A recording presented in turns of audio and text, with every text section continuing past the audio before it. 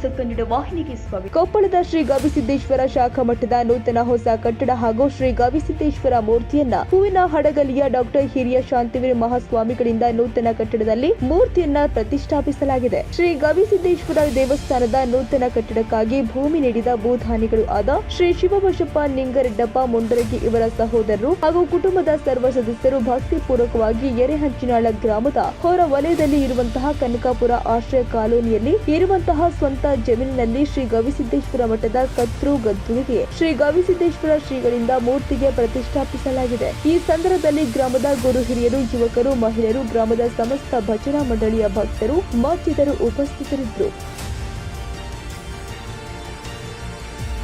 ತಾಜಾ ಸುದ್ದಿಗಾಗಿ MTV news 24x7ಗೆ subscribe ಮಾಡಿ ಮತ್ತು ಬೆಲ್ ಐಕಾನ್ ಅನ್ನು ಒತ್ತಿ. ತಪ್ಪದೇ ಲಿಂಕ್ ಶೇರ್ ಮಾಡಿ.